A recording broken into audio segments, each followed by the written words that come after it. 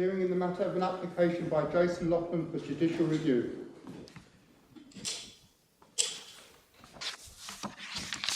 Yes. Lady, my lords, I appear with my learned friend Mr. Cole for the appellant.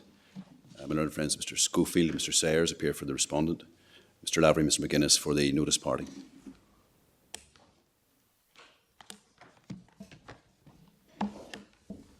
This appeal addresses an issue of some importance to the management of the scheme under the Serious Organised Crime and Police Act 2005, which allows for offenders to enter into formal agreements to provide assistance in return for discounts to sentences for their own criminal conduct. This particular case has arisen as a result of an application for judicial review brought by an acquitted defendant who was subject to trial on foot of evidence provided by two assisting offenders, the Stewart brothers. The trial ultimately ended in acquittal for him and a number of other co-accused. One person was convicted. There are issues of broader concern for the prosecutors than the straightforward facts of this case. Questions of the circumstances in which review can arise and the potential for a significant chilling effect on those who might otherwise enter into assisting offender arrangements. The appellant, in light of the Divisional Court judgment, has a concern that the effect of the ruling of the court in terms of the discretion exercised by the specified prosecutor could undermine the utility of assisting offender scheme and have the consequence that those who otherwise might engage in such a process to ensure the prosecution and or conviction of serious criminals would not engage. The provisions of the Act, which I'll come to in due course in sections 73 and 74, are of general application designed to be used in a broad range of circumstances where those involved in serious criminality offer to provide assistance to the state. The scope of the legislation is wide. The circumstances that might arise, we say, are infinitely varied. And that is why, in our submission, Parliament has afforded a very broad discretion to the specified prosecutor as to the circumstances in which a case should be referred back to the sentencing court, and also a very broad discretion to the sentencing court upon referral as to how it should deal with a particular case. This specific case before the court today has a number of unusual features. It involves assisting offenders who, at the time of their engagement with the authorities, had not been under any direct investigation by the police. They were not in custody. They were not being prosecuted for any other crimes. Unsolicited, they walked into a police station on the 4th of August 2008 and confessed to their involvement in murder. Prior to that, they had not been on the radar of the authorities. As a consequence of their engagement with police in August 2008, they were interviewed over a period of months in order to determine whether or not they would be appropriately involved in an assisting offender scheme.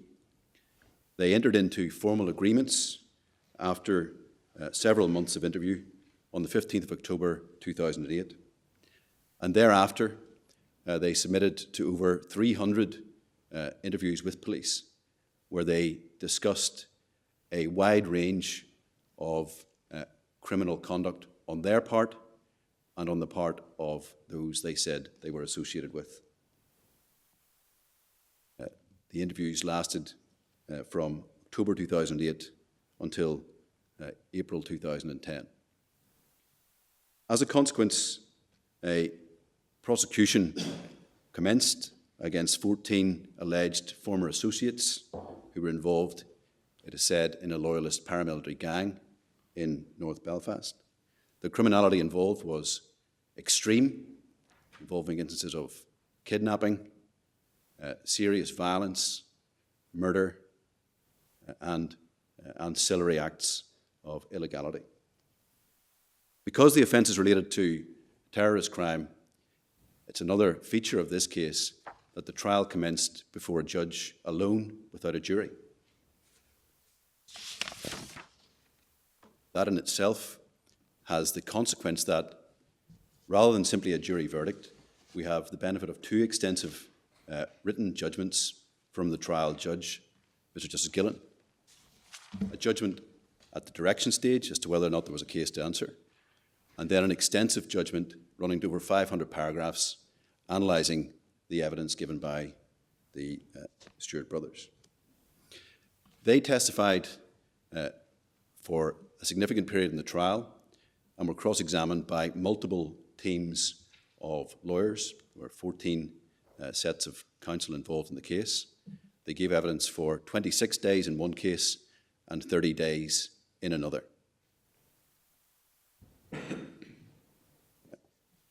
At the halfway stage, at the conclusion of the prosecution case, Mr. Justice Gillen considered applications for directions on behalf of all of those accused on the basis there was no case to answer. You've seen in the papers, I trust, his judgment on the direction, where again he carefully analysed the evidence, refused the application for direction in all but two of the instances. Again, we say a point of some significance, because the trial judge at that juncture was satisfied that there was a case fit to continue before a notional jury, albeit here we sat with the judge alone. The case proceeded to conclusion. The judge himself analysed the evidence and provided, again, a judgment the court will have seen, 500 paragraphs of analysis of the fine detail of the evidence provided by the Stewart brothers.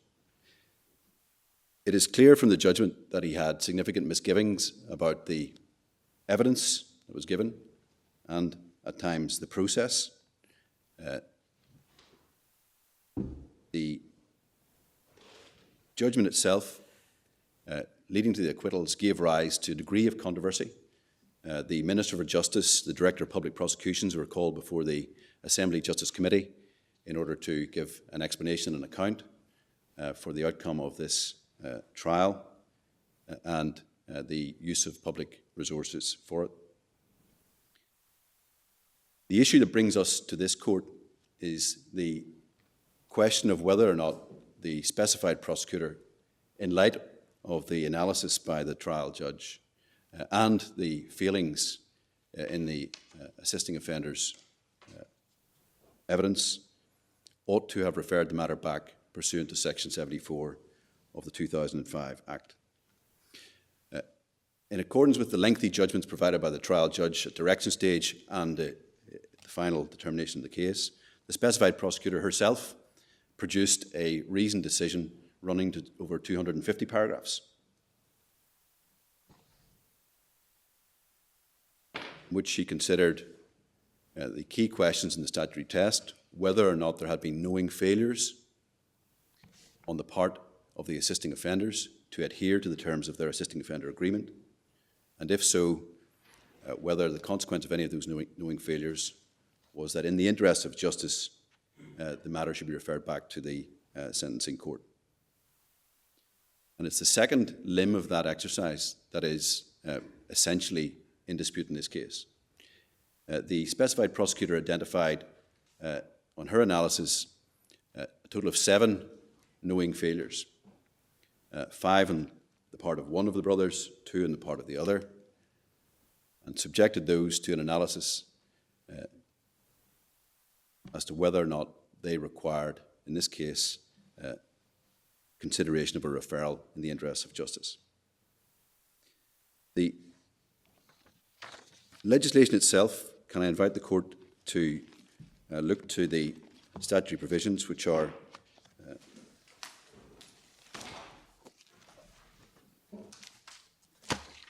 found at MS 600.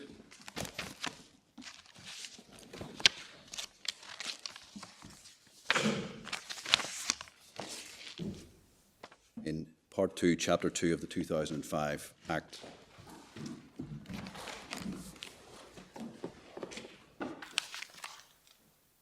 We say, Is this an act which applies to the whole of the United Kingdom or just to England, Wales and Northern Ireland?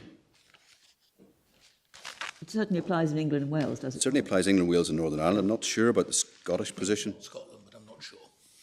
Sure, we can check that. Well, it would just be good to know whether it's a UK-wide, but the important thing is that this question arises in relation to England and Wales as well as in relation to Northern Ireland. Yes. And This is not to downplay the importance of Northern Ireland, but numerically, of course, no, there is a great importance of it. this is a much wider application. And we say it's also significant, the court will have noted, that in granting or certifying the question in this case, the Divisional Court recognised there was a dearth of authority at appellate level on the management of this particular scheme. It applies in England and Wales. Certainly in Northern Ireland, we'll check the position in Scotland. One can discern, we say, a number of purposes behind the statutory scheme. It was intended, we say, to bring transparency and an element of formality to a process of sentence reduction for providing assistance, which had heretofore been conducted in an ad hoc and somewhat opaque manner.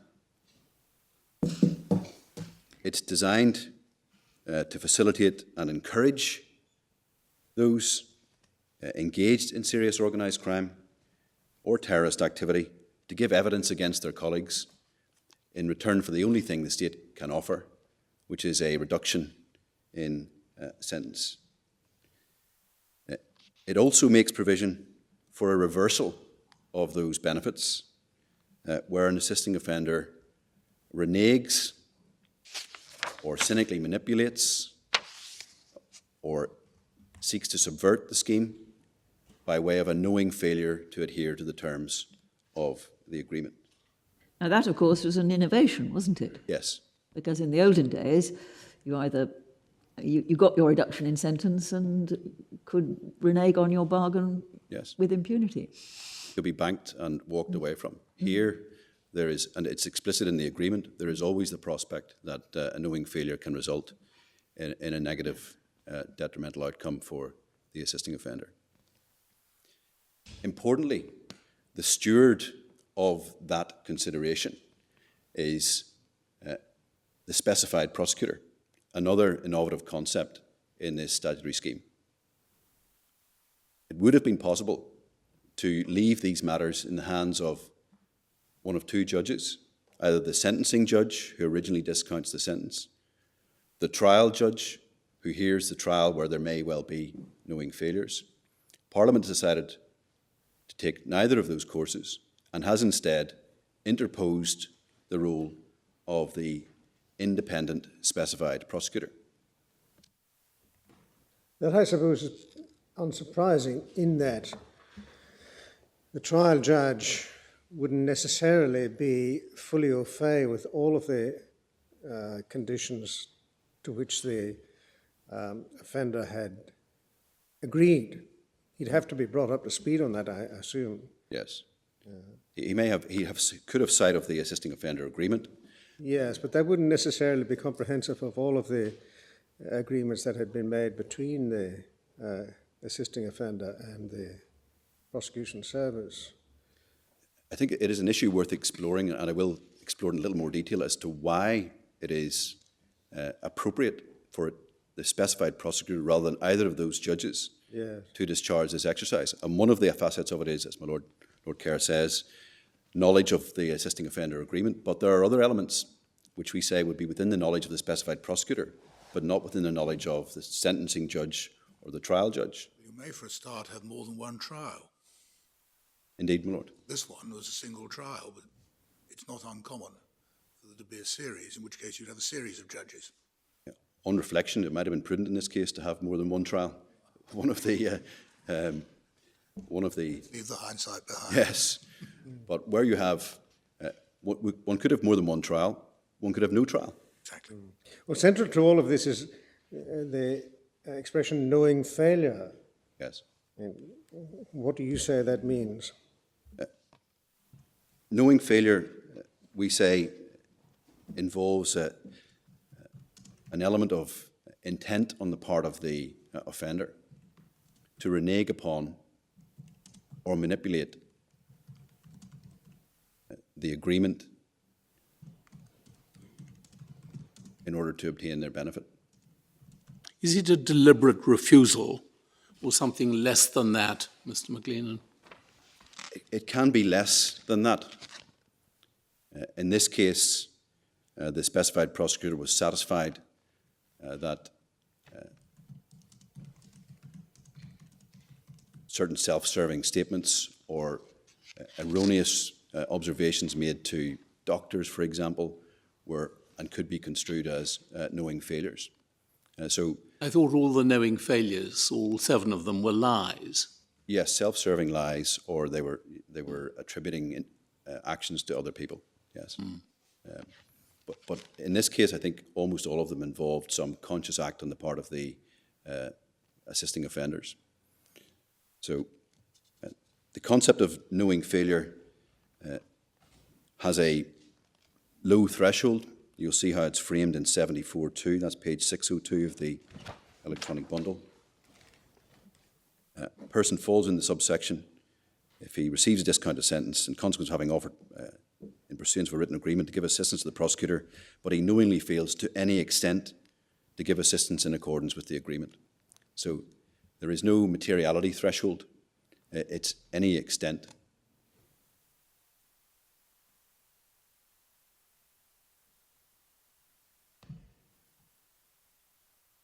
Now, it is right. It's knowingly failed to give assistance in accordance with the agreement. I mean, I think the concept has to be viewed in the round. So it's not simply a question of failing to live up to the agreement. You have to fail to give assistance in accordance with the agreement. Is that something that's to be exclusively objectively assessed, or is there a subjective element to it? We say there must be a subjective element to that.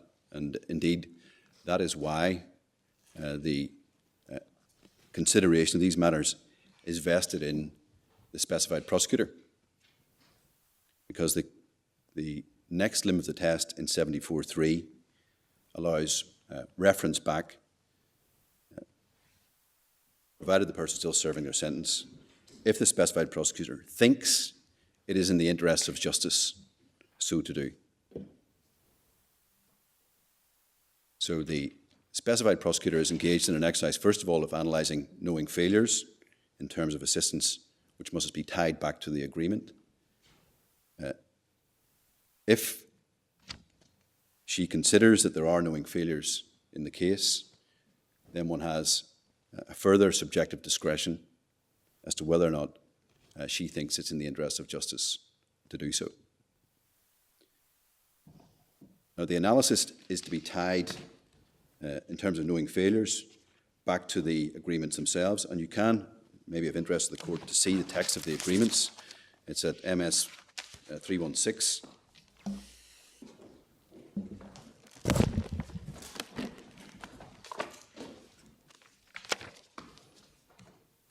There are 2 agreements. Each offender entered into an agreement.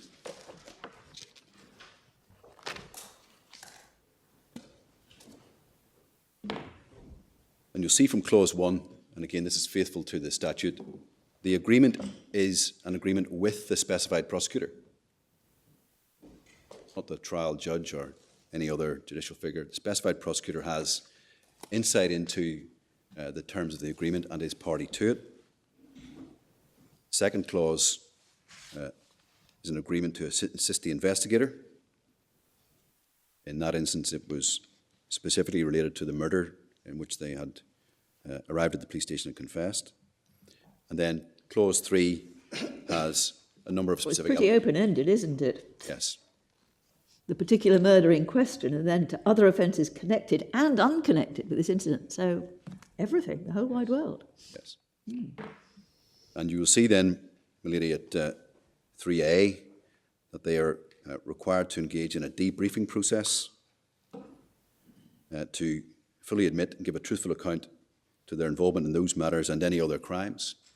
And that clause explains why we have 320 interviews running for almost 2 years, where these individuals are debriefed as to all of their criminality.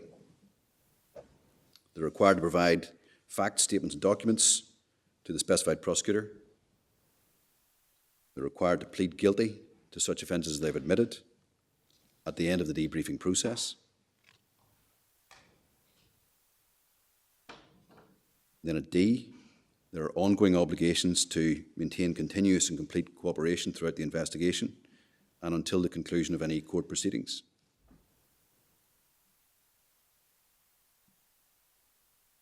Providing investigators with all the information that becomes known to them. Now, I should say that in these cases, there is no issue in terms of adherence to the terms of 3A, B, C, or D. The issue that arises in this case is in respect of E, as to whether or not the assisting offenders gave truthful evidence in the proceedings arising from these offences. Now, A, B and C, they may include things that happen after they have themselves been sentenced, but mostly they won't, will they? Yes, that's right. They're mostly in anticipation of that. Yes. So the occasion for referral, which can only arise after the discounted sentence has been given, Yes. is going to be focused very largely on E, and perhaps to a limited extent on D. Is Yes. that right? That's right, yes. Which again explains why there's no controversy about A, B, and C in this case. That all predates the sentencing process.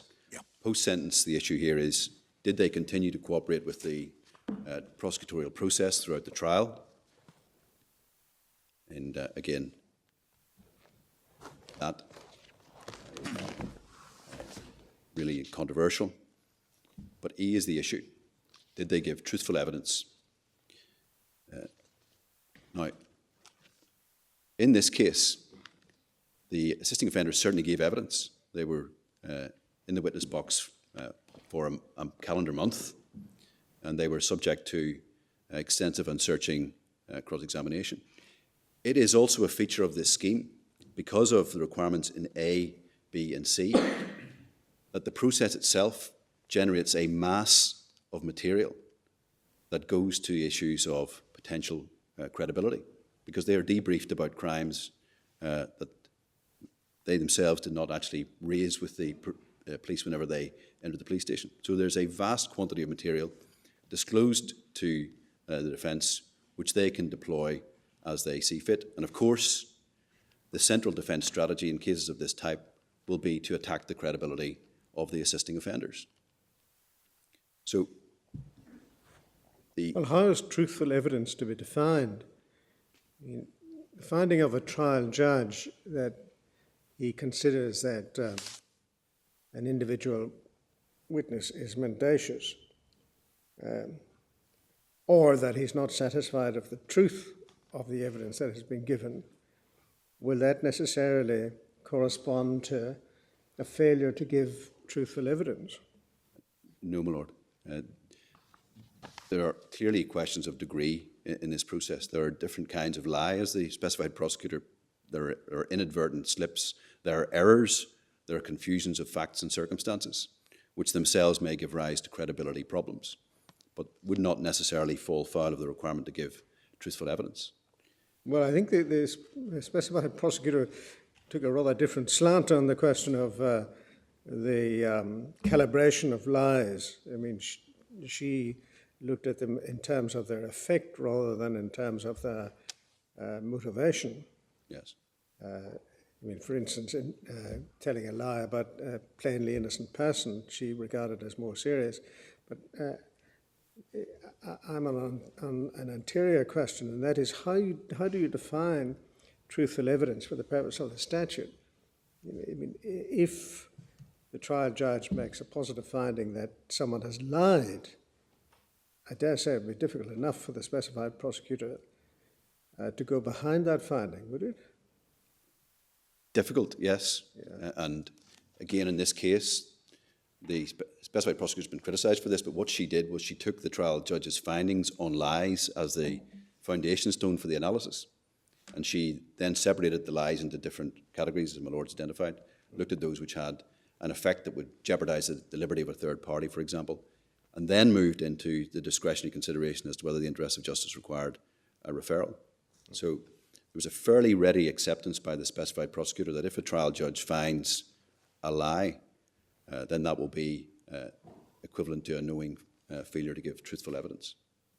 Yes, but I dare say if a judge says, well, he can't be sure of the truth of the evidence, that is not necessarily determinative of whether the evidence for the purposes of 3E of the agreement is untruthful evidence. Yes, there is another complexity to this. The trial process is an adversarial exercise.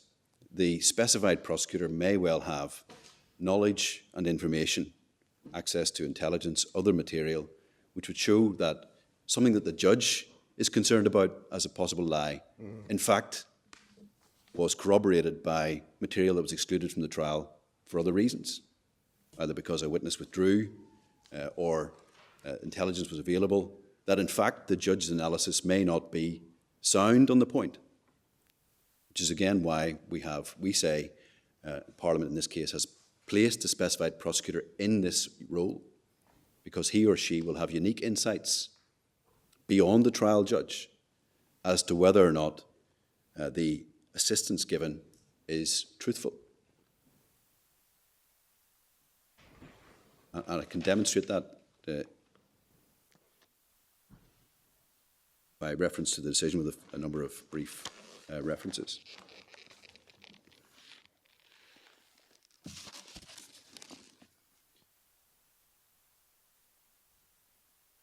So, knowing failure is one limb. The second limb is the requirement for consideration of the interests of justice. And again, we invite the court to note the language that's used in section 74(3). It's a question of whether or not in 3B the specified prosecutor thinks it is in the interests of justice to do so, which is not a phrase one sees that frequently in statutes of this type. We say that points towards a subjective consideration by the person with specialist knowledge of the facts and circumstances of the prosecution.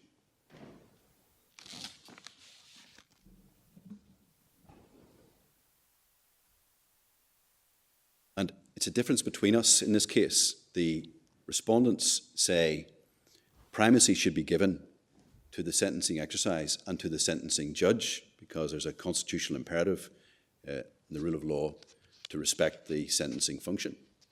We say that must be balanced by the fact that there's also a constitutional imperative to allow the independent prosecutor, with her insights and knowledge, to act as the gatekeeper on this particular exercise. And Parliament has deliberately chosen to take this course. You will hear, no doubt, my learned friend say that this is potentially a subversion of the sentencing exercise. We say no. Parliament has, in this case, decided to give a particular gatekeeping role to the specified prosecutor. Why is that? Well, we say in this context that the specified prosecutor will have access to material, information, knowledge that won't be available to the sentencing court, nor available to the trial judge in his or her analysis of the case. A number of examples. Intelligence materials. In serious organised crime and terrorist cases, there will frequently be an intelligence picture in the background behind the prosecution.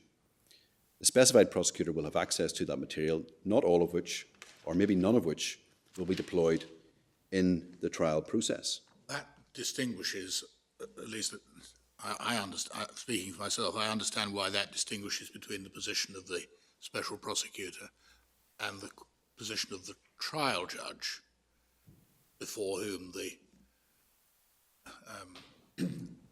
person gives evidence.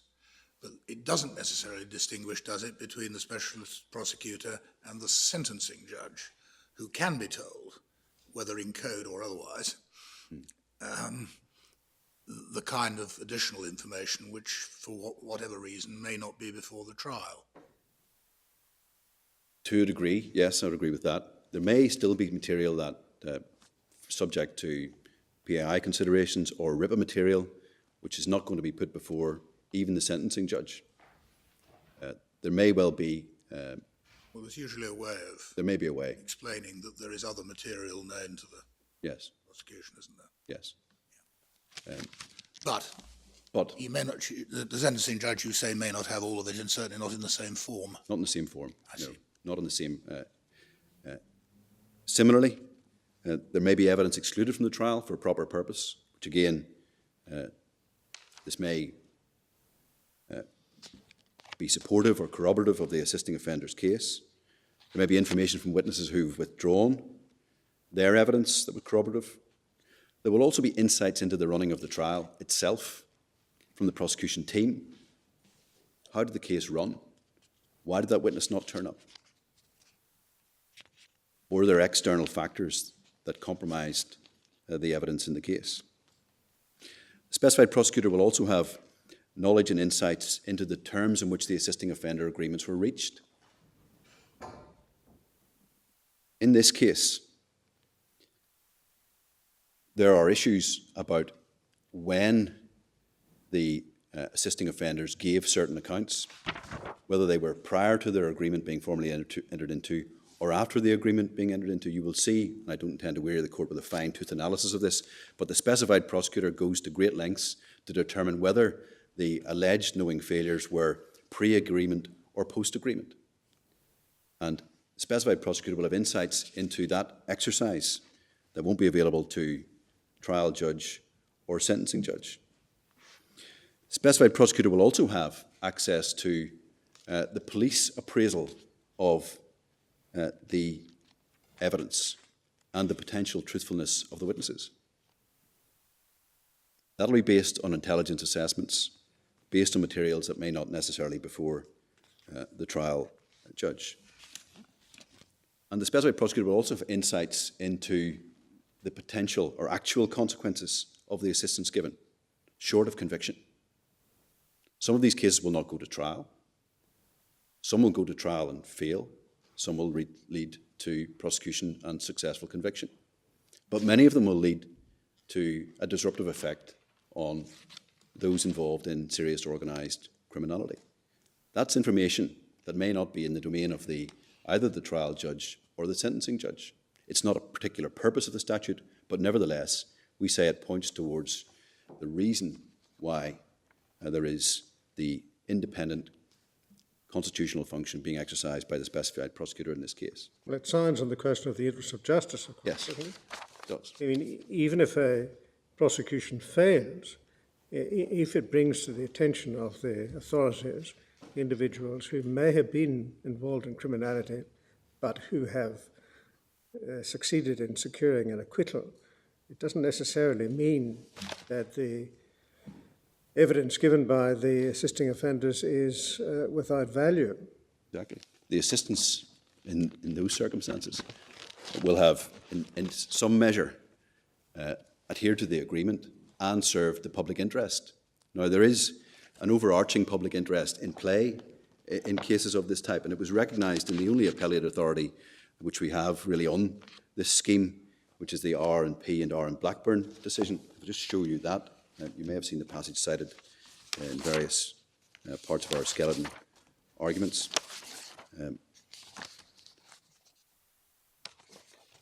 It's at MS 969.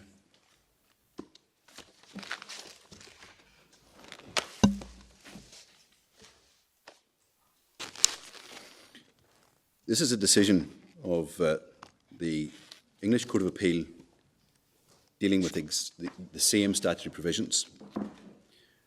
The focus of the court is on a slightly different phase of the process. This is not referral, this is review, and really it's directed at guidance for the sentencing judge upon review. But in paragraph 22, there's a helpful summary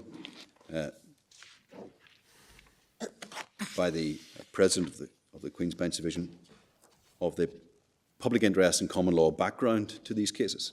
And you will see it is acknowledged that there's never been and never will be much enthusiasm about a process by which criminals receive lower sentences than they would otherwise deserve because of informed or given evidence against those who participated in the same or linked crimes. However, it has a long history. Yes, exactly. It's a long-standing and pragmatic convention. And the stark reality is that major criminals who should be convicted and sentenced for offences of the utmost seriousness might, and in many cases, would escape justice. You will see the court acknowledges that in cases of this type, criminal gangs consider themselves to be untouchable, beyond the reach of justice, and the disincentive to those who would provide assistance is the fear of reprisal. The solitary incentive to encourage cooperation is provided by a reduced sentence, and the common law and now statute have accepted this as a price worth paying to achieve the overwhelming and recurring public interest that major criminals in particular should be caught and prosecuted to conviction. But as my Lord Kerr says, there's a public interest stopping short of conviction in the prosecutorial process itself. So one recognises long-standing unease about these processes, and indeed that unease courses through the judgment of Lord Justice Gillen in the trial judgment in this case. But nonetheless, there is an underlying public interest in allowing such schemes to function.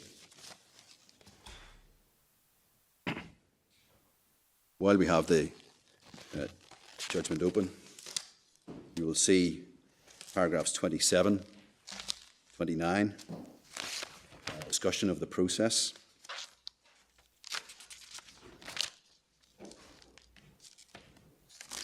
Paragraph 27 outlines how there must be a public admission of the full extent of criminality that's occurred in this case, agreement to participate in a formalised process, and this is an attempt to step away from the preceding scheme where there were private arrangements between the police and the criminal, revealed in the court, but with the possible perception of corruption.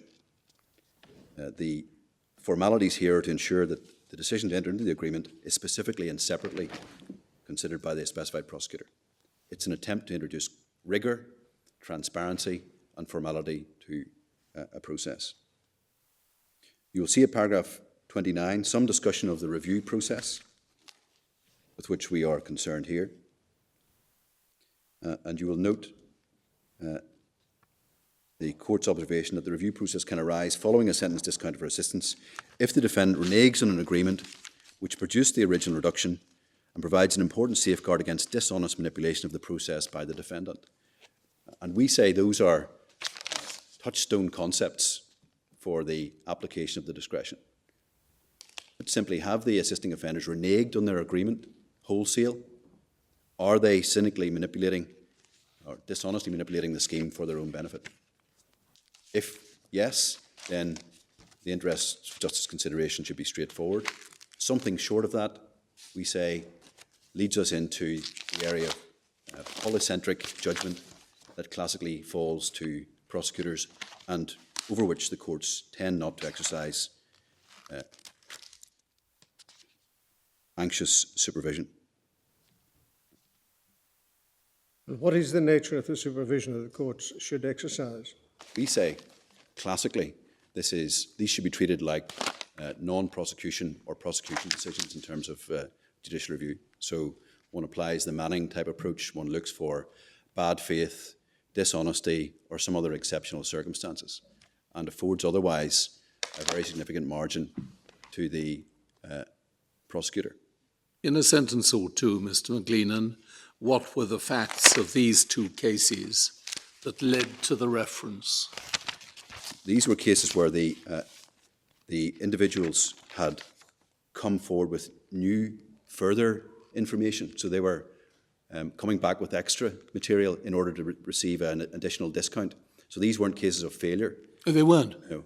These were cases of enhancing your assistance and seeking additional benefit. At least certainly one of them, Yes. P, had as it were, a somewhat discounted sentence initially, Yes. and then gave a lot more information, and was referred back under 74(3), not because of breach, Yes. but because it was in the interests of justice that his sentence should be reconsidered, because he was now more helpful than he had been. Yes. Is that it? That's exactly it, yes. So under 74(2), which I showed you, there are three limbs, A, B, and C. You can also be referred back because you've been more helpful. I see. And you contend that you should receive a bigger reduction in sentence. Thank you. There isn't an authority, my lord, on point where we go back for a failure. Blackburn, which is the other one, was that a case of referral back at all, or was it a case of assessing the proper discount to be given in the first instance to somebody who had entered into a SOCPA agreement? Yes. It's that, isn't it? Right, yes. Yeah. So But just to go back to my earlier question, you said bad faith would be a ground on which a decision could be reviewed. What about irrationality? one tends not to see prosecutorial decisions being successfully reviewed for irrationality. That's usually not a head that would lead to successful judicial review, because the area of judgment and the polycentric considerations that are involved are such that it's unusual, very unusual, to find the threshold ever reached. So generally... But given that the irrationality is by definition a difficult hurdle to surmount, leave that aside. If it were possible to establish that no reasonable prosecutor would fail to refer back a decision such as this, would that be a basis on which judicial review of her decision would lie? Yes, I think so, my lord. I'm not. When I say this these cases should be treated as akin to a prosecutorial decision on public interest grounds, they're not exactly the same. I recognise that, and there are other factors in play here. So irrationality, if one gets to that, I'm not arguing against a situation where irrationality would lead to a court's intervention. But of course, we say in this case, in the 260 paragraphs of the specified prosecutor's decision, one doesn't see irrationality.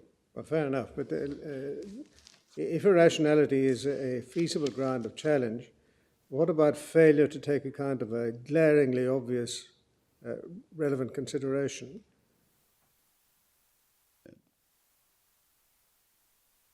Again, I'm not going to argue against that, my lord, if there's that could well come into play in the consideration of one of these cases. But again, what we say, that these are, when one looks at the nature of the discretion that's provided in this case, our point is it is an entirely untrammeled consideration, discretion. There's no lexicon of factors to which the decision maker must have regard. And the question of what is or is not material, we say, in that analysis is a matter for the judgment of the decision maker, primarily. That's the Katoon line of authority that we've cited in our written case.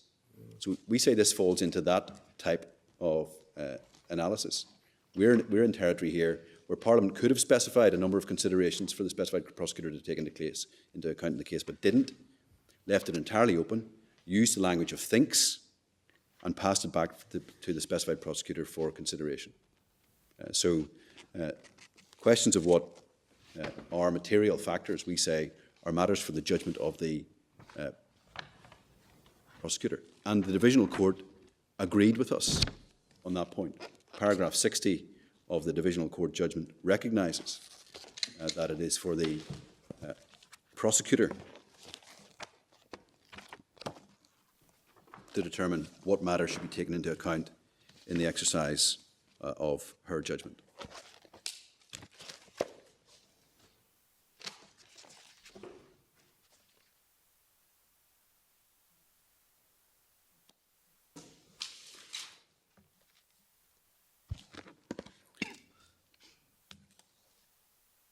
I wanted, my lady, my lords, to very briefly touch on a number of features of the prosecutor's decision document in order to make good the submissions I've been making about why these are matters for a specified prosecutor rather than any other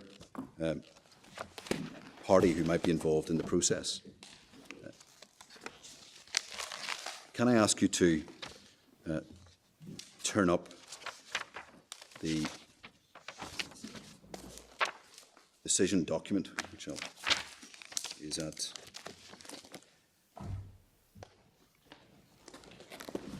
MS 378, 378. Well, you're ahead of me. I believe. Yes. Mensa 378. This is a dense, closely written document, and I don't want to take the court into the weeds of it, but I just want to use it to highlight. I tried my hard to read it last night, but I had some trouble. Well, font alone is difficult, but the content is also rather exhausting.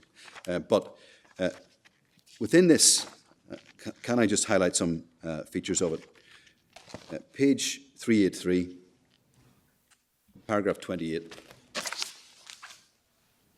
You will see that the specified prosecutor has, as I suggested earlier, insights into the police view of the assistance given.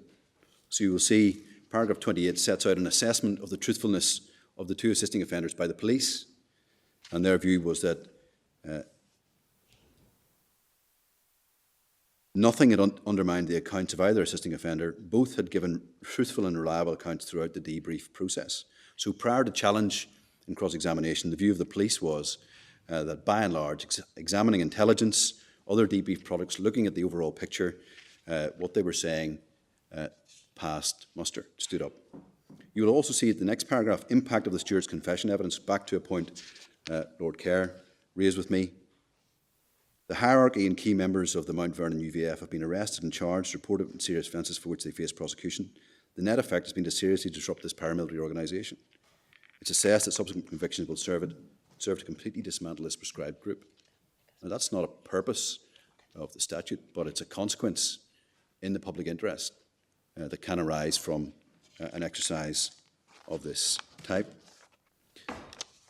There's material in the document that shows that there was intelligence available to the specified prosecutor that wasn't deployed at the trial. One reference on that, page 394. Paragraph 96. Thank you.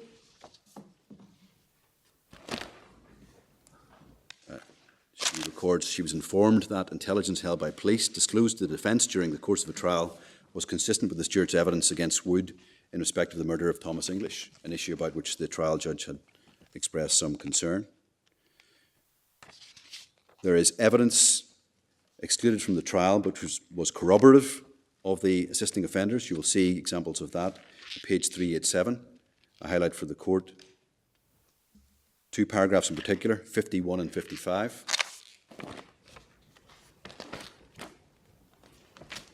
'51 relates to the evidence of a victim, Caskey, who initially, in his account, corroborated the assisting offender's statement, but reversed it himself under cross-examination, saying it was untrue. So you have a victim retracting their evidence under pressure. At 55, you will see another victim, Webster, having identified his assailant as Mr. Bond. This is an issue about which the trial judge was very exercised, and based on this, he gave assented to the direction application. But the victim, Webster himself, had named Bond as one of his attackers. His evidence was excluded. Again, Sorry, which paragraph is that? 55. 55, yes, thank you.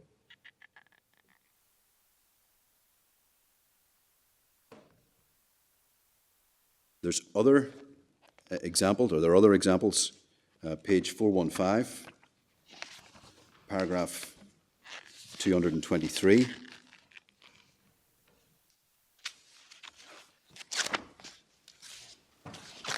Again, an issue in the trial was whether or not Mr. Bond was actually at liberty or was in custody in prison at the time. 223 records that other witnesses placed Bond at the scene, attended court, refused to give evidence. Prosecution were unable to have their evidence admitted. They were treated as hostile witnesses and have since been sentenced for contempt of court. The bond issue was one of the key issues, as I've said, on which the judge acceded to the direction application.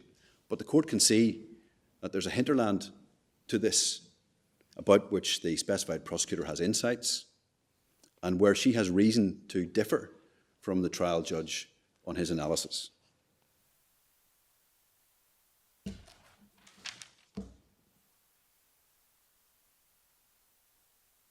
There are also examples where the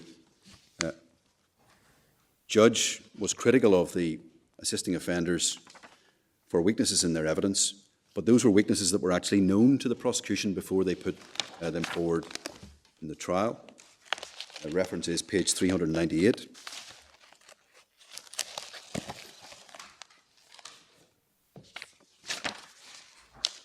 Paragraph 121. And this is an issue about their reaction to their involvement in the murder of Mr. English. The judge was critical of their position, but all of this was known to the prosecution. It was nonetheless considered appropriate to put them forward as a witness on this basis, that it was not a major aspect of the evidence. The fact the judge expressed disbelief as to its veracity did not transform it into a proper basis for referral. It would be unfair on the offender if the prosecution would rely for the purpose of referral in a matter which was known in advance and which, respect of which the difficulties would have been apparent. This is the reason for coming forward. Exactly, yes. There are frailties in the assisting offender's evidence about which the prosecution know. They put them forward. Those frailties are exposed. It cannot be right, it is said, that they then are referred in the interests of justice for matters that were properly known to the prosecution.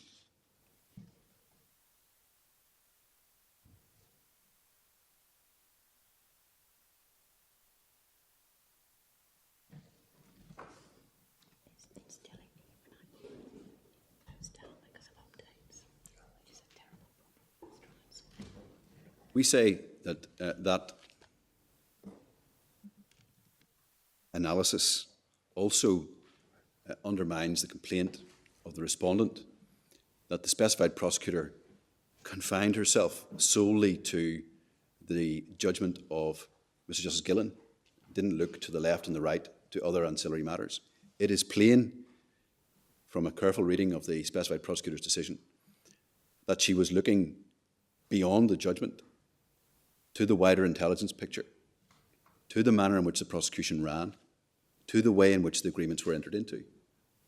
And all of that, coupled with the analysis of the judgment, informed her consideration of the interests of justice test.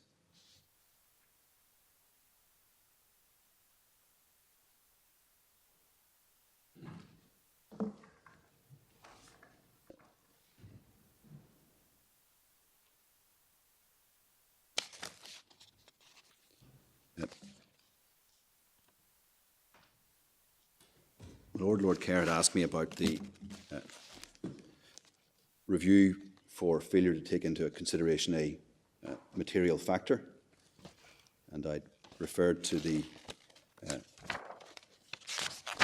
Katoon judgment for the court's note. That's at MS 885, judgment of the Court of Appeal, Lord Justice Law's decision. Paragraphs 34 and 35, they're at page 901.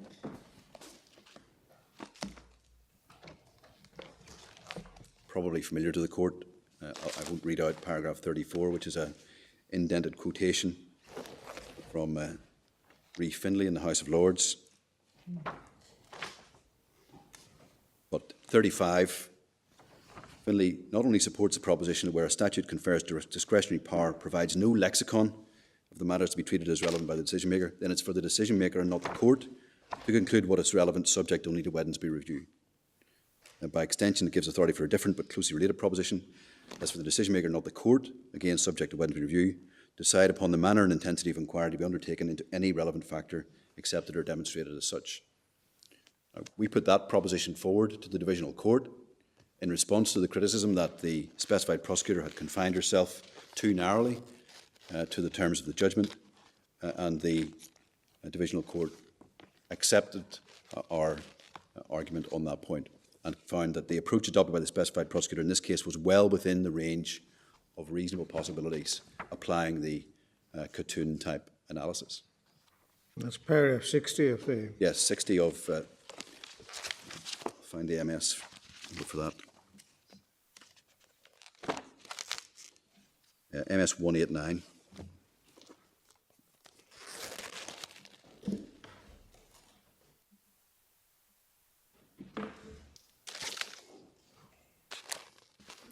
So the key analysis in the divisional court, Lady my Lords, is from paragraphs 59 onwards, that's MS 188 onwards.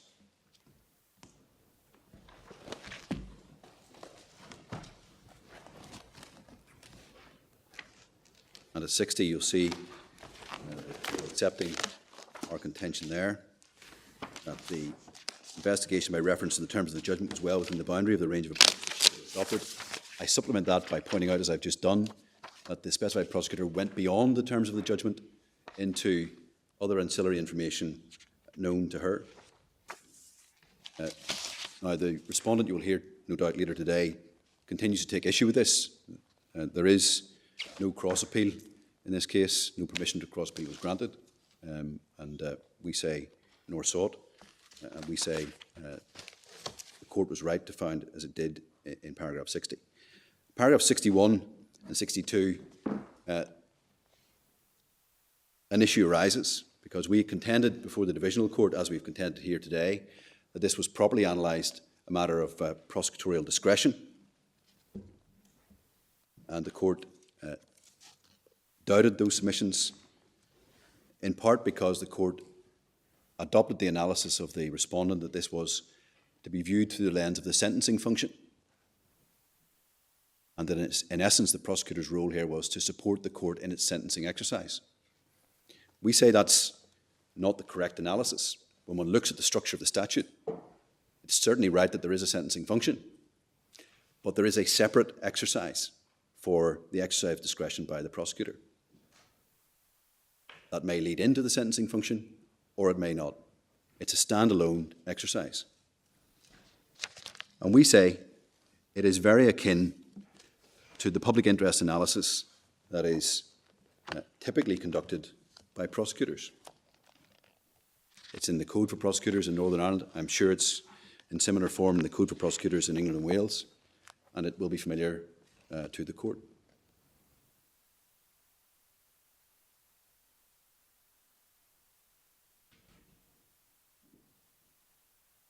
Paragraph 63 of the Divisional Court judgment enters into territory which we say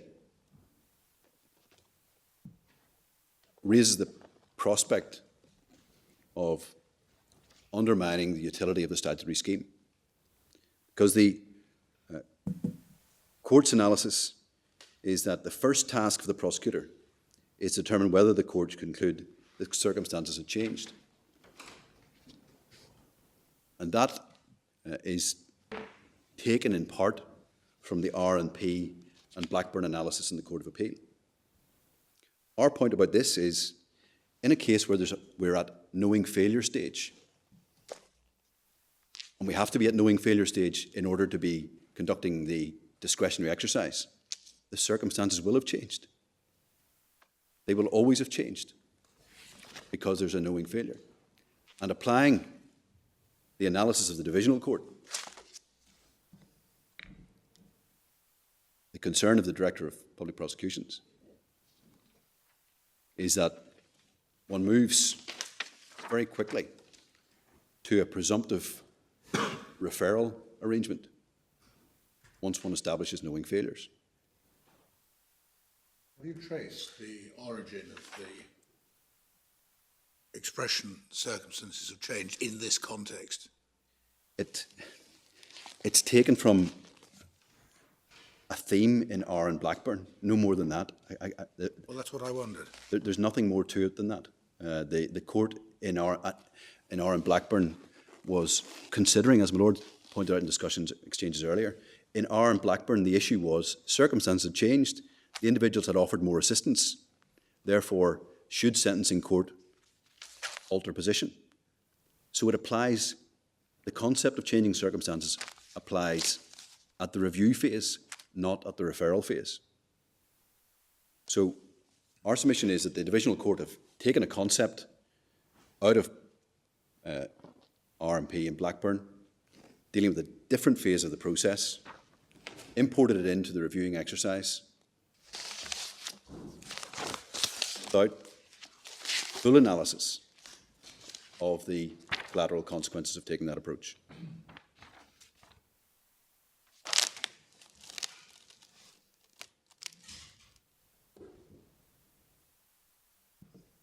We say that is the inherent difficulty with the judgment of the Divisional Court.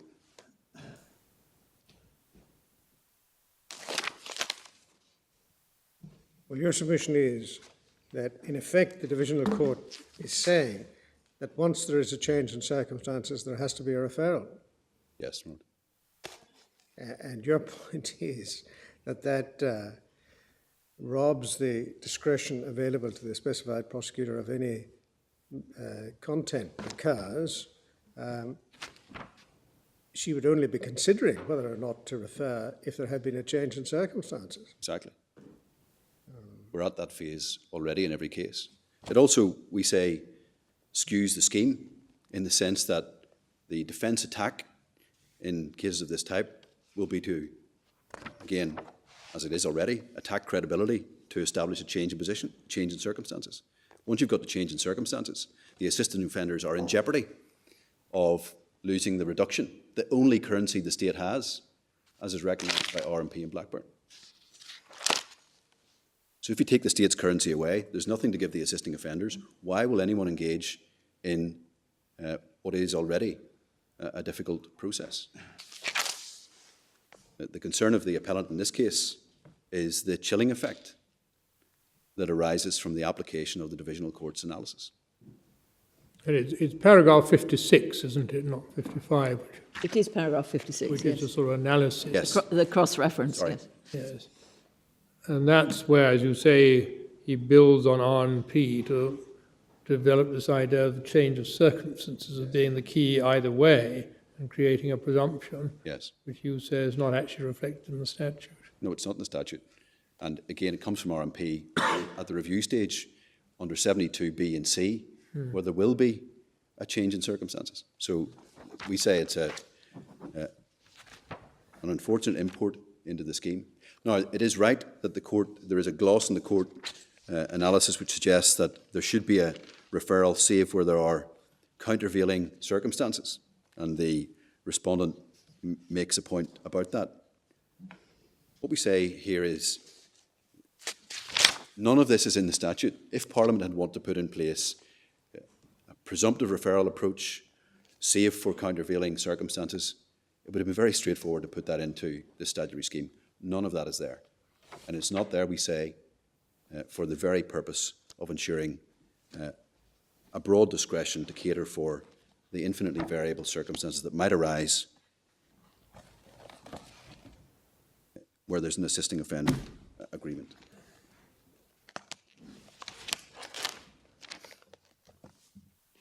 Yes, and of course, I mean, it's quite, the structure of Section 74(3) is quite interesting because you had the sort of basic requirements in 2, which are that someone's dishonest, knowing failure. But then there's the additional positive requirement that the special prosecutor's got to think it's in the interest of justice.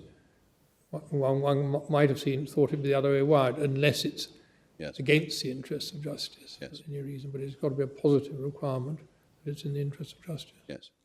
Again, deliberately structured in that way, it would have been no difficulty at all to import various constraints into it. None of that was done.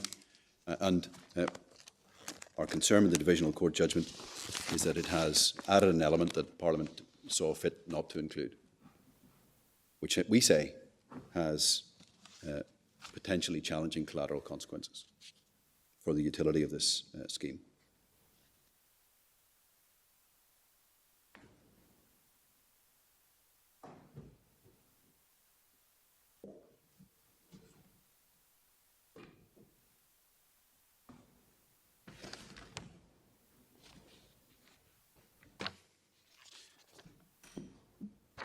So where have we got to?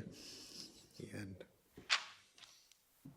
I think I wanted to take the court to the certified question, which opposes this issue quite acutely. You'll see the certified question. Yes.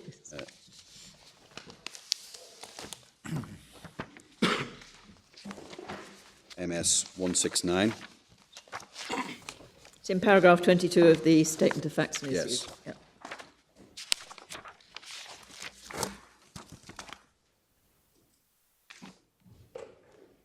Say this can be answered very straightforwardly. Is the specified prosecutor required to ask herself whether the sentencing court conclude the circumstances applicable when the sentence passed had changed as a result of knowing failures by the assisting offender to give assistance according to the assisting offender agreement? Behind that is, if the answer to that is yes, in the divisional court's view, there should be a referral. And we say that construct is alien to the statute. We can see where it came from, but we say it's an impermissible addition to the scheme.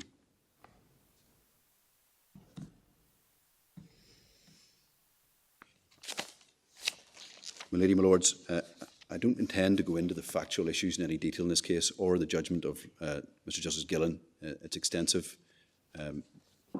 There's much to be said about the analysis. I'm not sure it's going to be instructive to the court in examining the issue of principle that applies in this case. I have in large measure covered the ground that I wanted to cover in these submissions. Unless the court has particular questions, I'll pick anything else up in reply. No, I think not. Thank you very much. Mr. Cole? The Lavery going next. Are you going next, Mr. Lavery? I am. Yeah, Mr. Lavery, it is. Really. I'm very sorry about that. And I would have thought that Mr. Schofield was Mr. Schofield, but he obviously isn't Mr. No, he's Schofield. Mr. Schofield. Yes. Yeah. So we English don't necessarily pronounce your names correctly. Please Lavery. forgive us. Yes, yes. Yes, we'd agreed that I would go first.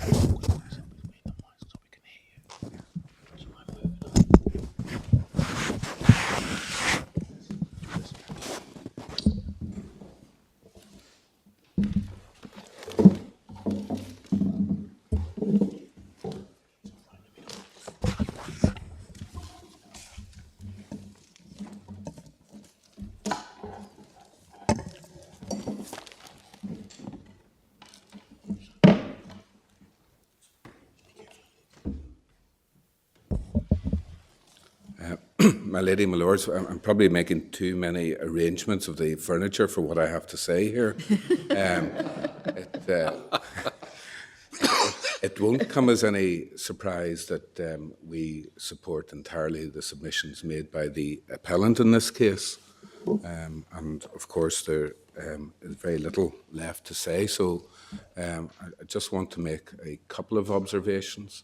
And I prefaced even those observations with, obviously they're not going to have the same strength as any of the points that my friend has already made. So if the court could perhaps view them in that light, and I will be very brief, I promise. The Stewart brothers, as was pointed out by the trial judge, Mr. Justice Gillen, now Lord Justice Gillen, these are people of bad character. They're deeply flawed individuals, and he used that term flawed in two paragraphs, paragraphs 273 and 277, and that's not going to be an uncommon feature in this type of case, and the system has to be equipped to deal with that. Well, almost by definition, Yes. these offenders are going to have certain character flaws. Yes. And the question then is, I suppose, leads very quickly to, have they done their best within within that context of them being people of bad character and flawed individuals? And in addition, and this won't be uncommon as well in criminal gangs of all sorts, these are people with mental health issues, which have been outlined in the judgments and the papers. They're also people with a history of drug and alcohol abuse. And what they have done to assist as assisting offenders is they took part in 320 interviews. They provided not just evidence in the trial. Ian Stewart, for a period of 30 days, he gave his evidence, and Robert Stewart for a period of 26 days. They were described as vulnerable witnesses. They were subject to special measures protections, and the assistance which they gave was considerable. And when one looks back at, I think it's paragraph 29 of RVP, the court regards this as an important safeguard in circumstances where somebody has reneged on that agreement to give assistance. And the other party to the agreement, which in this case is the prosecutor, is entitled, has a discretion to refer the matter back if they see fit. The language is may refer it back, and it's if he or she thinks it is in the interests of justice. It's a very wide discretion, and quite rightly so. It's the other party to the agreement who must decide whether the assisting offender has effectively reneged upon the agreement. And we say, in this context, that one couldn't possibly come to that conclusion when one considers the extent of the assistance which they have given. It also will lead to problems in due course if there is a referral back to the sentencing judge, particularly in the circumstances where the prosecutor has already made the case that it's unlikely to be an application which will result in a significant increase in the sentence. And that is something which may or may not give rise to abusive process applications, for instance, as to what is the prosecutor doing? Why is the application being brought if the prosecution do not believe it is in the interest of justice to do so, and that it's simply a trigger, the independence, the impartiality of the prosecutor? If the divisional court's decision is right, yes, that would be an impossible submission for anybody to make, wouldn't it? Well,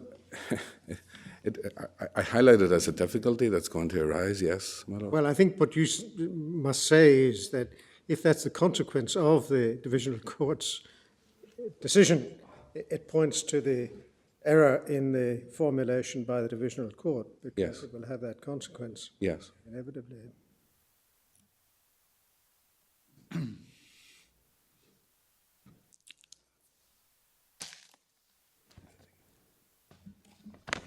I think that's all I have to say, my lord. My lady. Thank you. Thank you very much indeed. Mr. McGuinness? No, my lady. Mr. Schofield? I'm very grateful, my lady, my lords. My lady, my lords, I want to begin my submissions by saying something generally about the statutory purpose of sections 73 to 75 of the 2005 Act. And then I want to look briefly at the factual position. Firstly, as it was known to Mr. Justice Hart when he sentenced the Stewart brothers in February 2010, and then as it stood at the time of the specified prosecutor's decision in April 2013. Learned friend Mr. McGleanan is very keen not to open the facts in this case, and I hope to show you why that may be. Thirdly, I want to address in turn each stage of the specified prosecutor's two-stage task. So there's the section 74.2a, assessment of knowing breaches, and the section 74.3b, determination.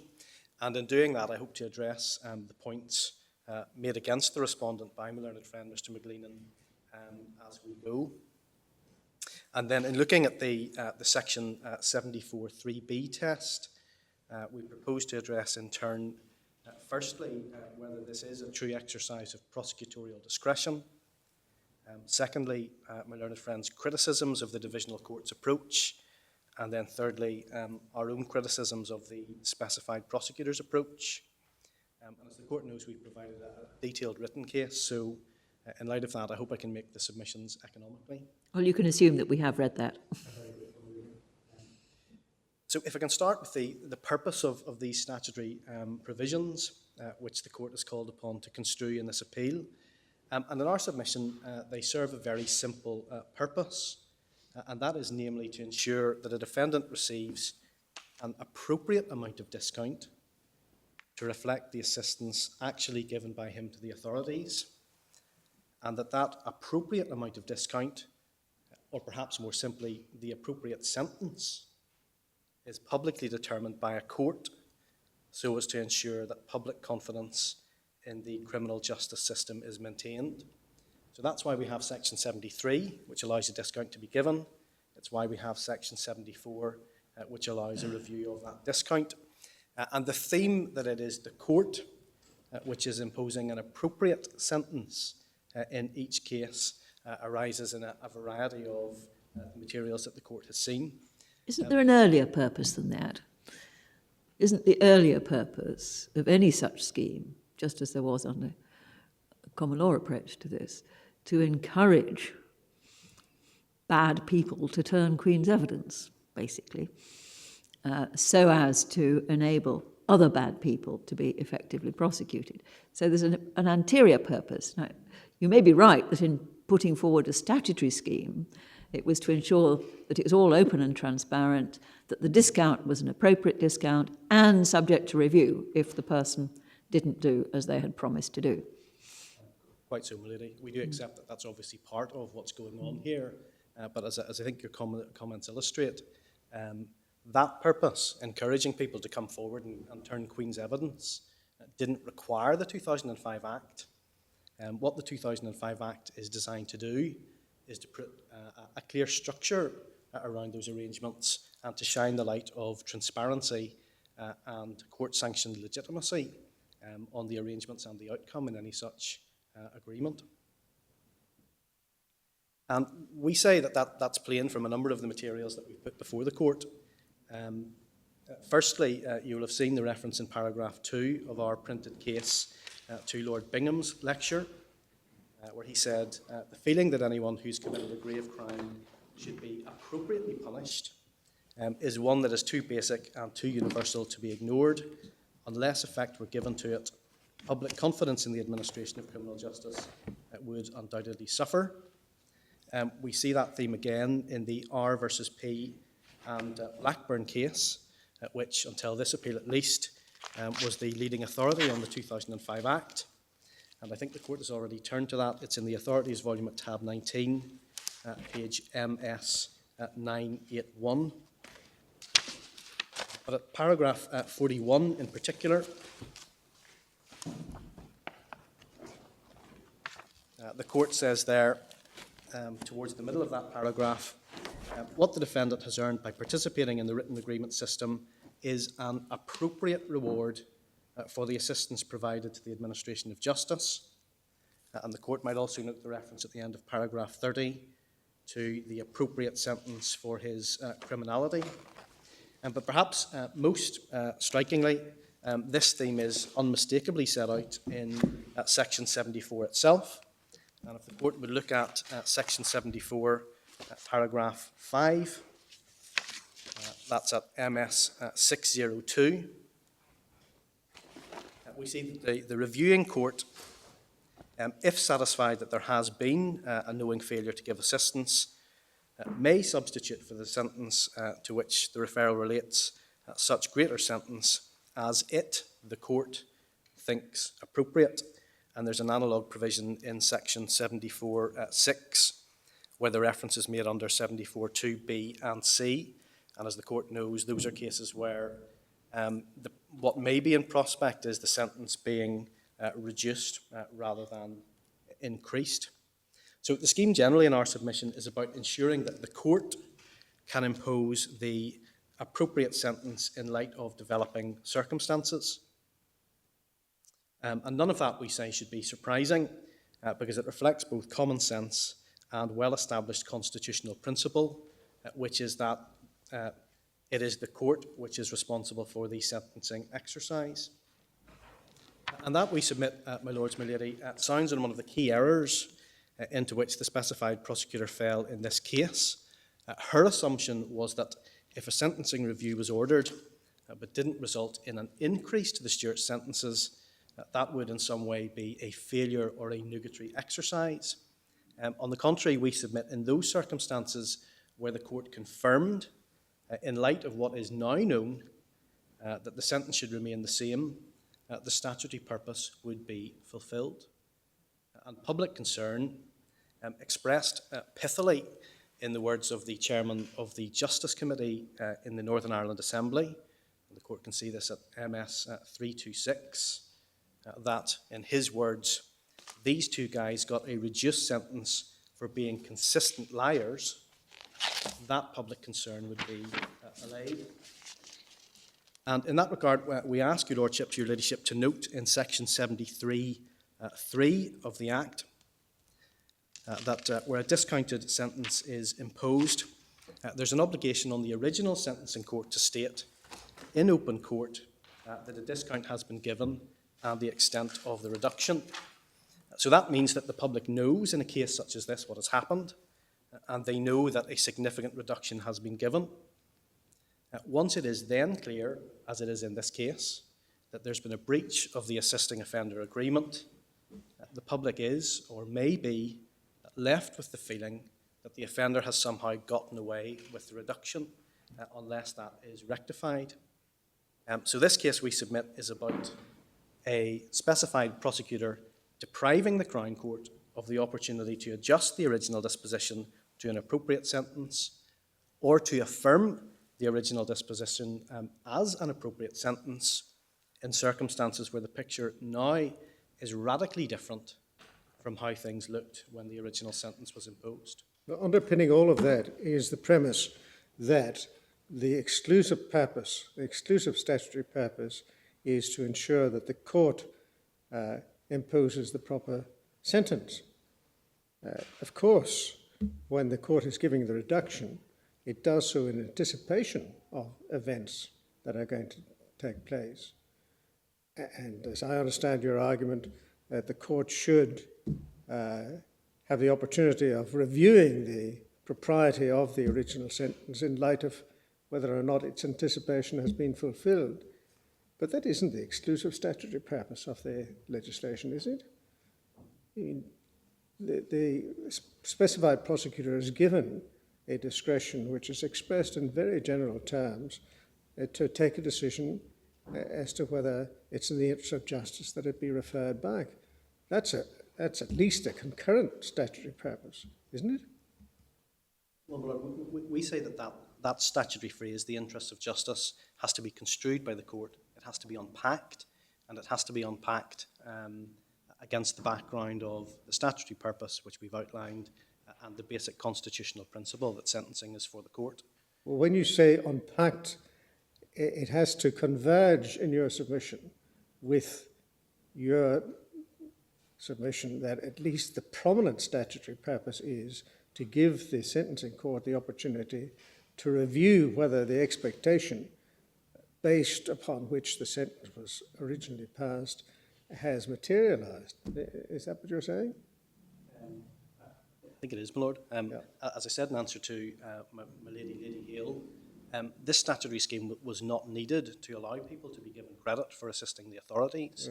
What the scheme is designed to do is to ensure that all of that is done in an entirely transparent way under the control of the court. Well, that's obviously right, but the scheme wasn't needed in order to ensure that people could be given discounts. What it was needed for, regrettably perhaps, but it was to provide a sanction if they reneged. But it doesn't follow from that you've got to send the case back in every case. No, my Lord, and we don't for the moment suggest that one does have to put the sentence back in every case. You suggest that you have to send it back in every case where there might be a change, don't you? Well, subject to exceptional cases where there are countervailing considerations. I follow.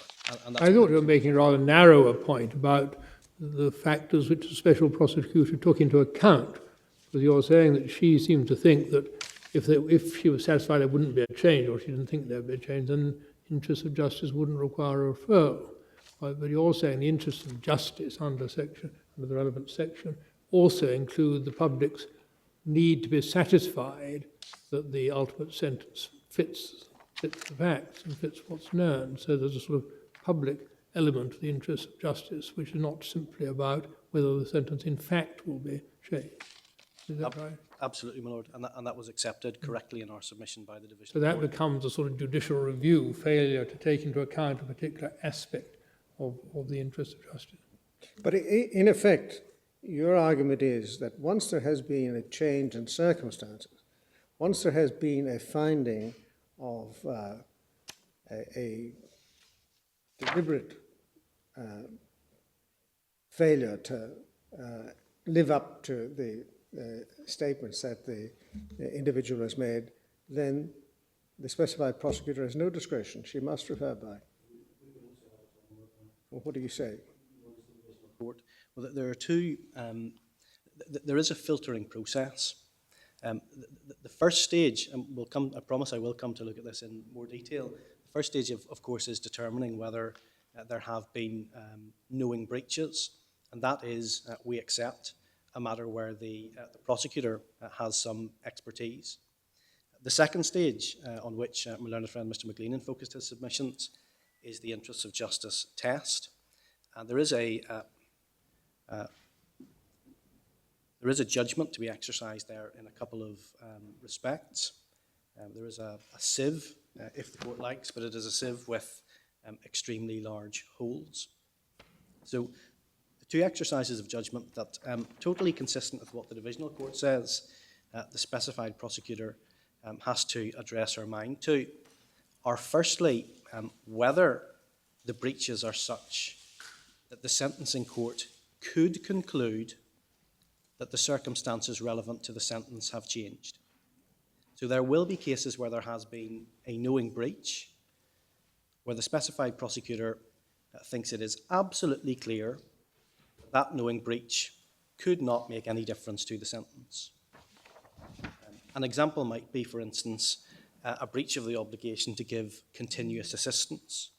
So if an assisting offender had a wobble for a number of days, doubted whether they would continue to give assistance, but was talked around and provided full assistance from then on in, that might be a circumstance where there was a knowing failure to give assistance, but looked at properly, that could not affect the court's sentencing decision.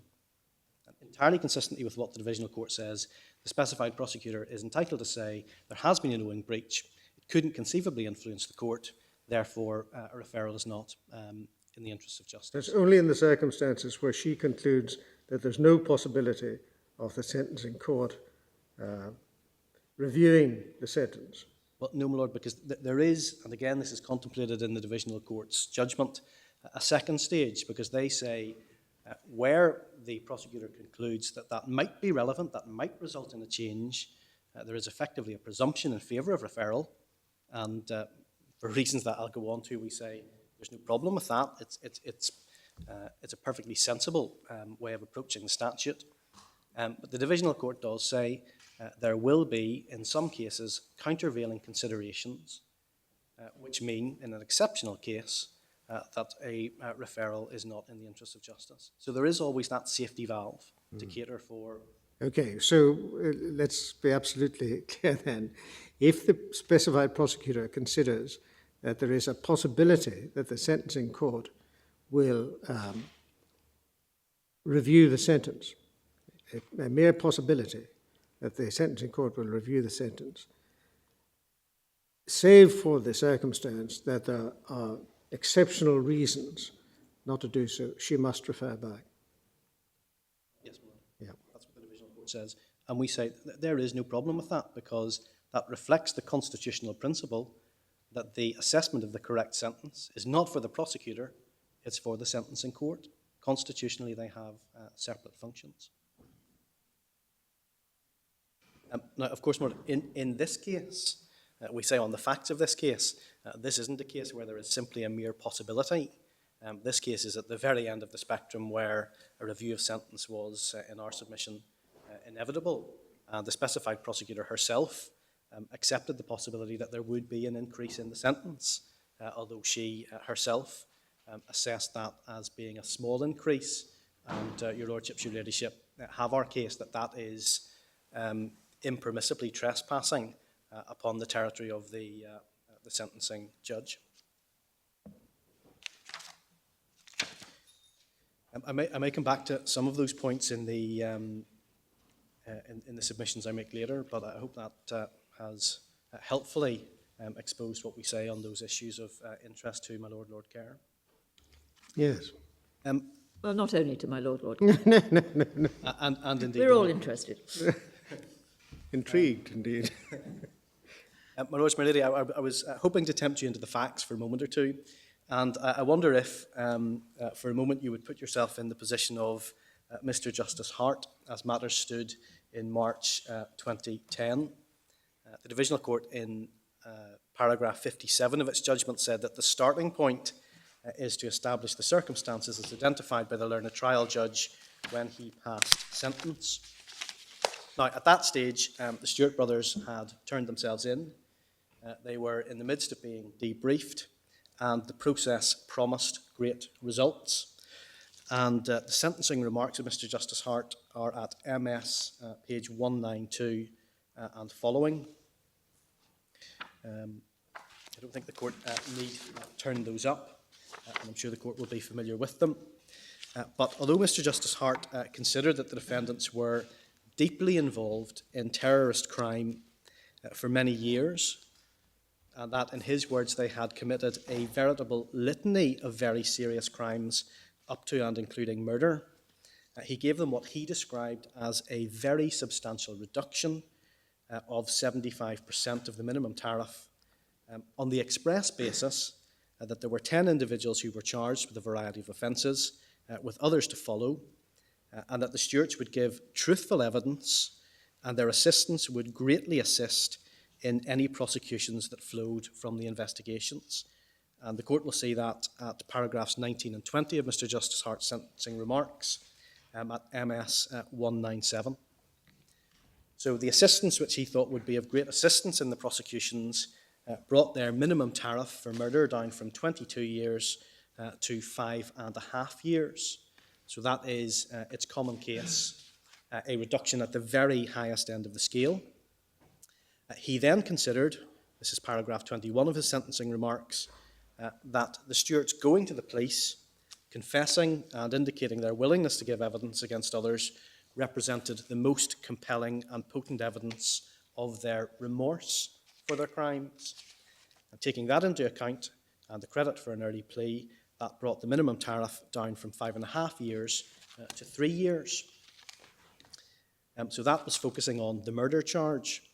Then in paragraphs 23 to 25, Mr. Justice Hart adjusted the determinate sentences on the remaining counts, of which there were very many.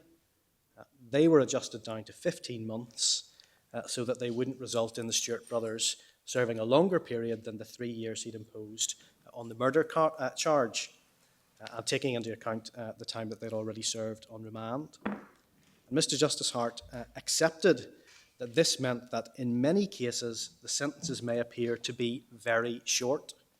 That was, he said, an anomaly. But the judge concluded at paragraph 25 that it has to be remembered that were the defendants not to fulfil the agreement which they have made with the prosecution, these sentences can also be reviewed. So he had in mind that if the Stewarts didn't produce the assistance that he had been assured of, that a review was a possibility. And then can I ask the court just to turn to page MS 383. This is a page that your Lordships have seen already, and your Ladyship has seen already in my learned friend Mr. McGleenan's submissions, because it's dealing with a report from the Senior Investigating Officer which was provided to Mr. Justice Hart. And we see that at paragraph 29 on that page. Having regard to the content of the report, the reduction from 22 years to 5.5 years occurred. But at paragraph 5.3, within paragraph 28, Mr. Justice Hart was expressly told that nothing has substantially undermined the accounts of either assisting offender if both men have given truthful and reliable accounts throughout the debrief process. So that, my lords, my lady, is the basis on which Mr. Justice... Is that 5-1 to 5-4, is that something which you're saying was put before Mr. Justice Hart? Yes, my lord. And we see that from paragraph 29, and one can also discern it from paragraph 5.4, because we see there that the senior investigating officer tells the judge... Yes, so this is pre-trial. But he's told that nothing has undermined the accounts they've given in the debrief process, and that's the express basis on which he imposed sentence. Mr. Justice Hart, I'm sure my Lord Kerr will correct me if this is an unfair or pertinent comment, but not perhaps known for his leniency. It is entirely impertinent, possibly accurate.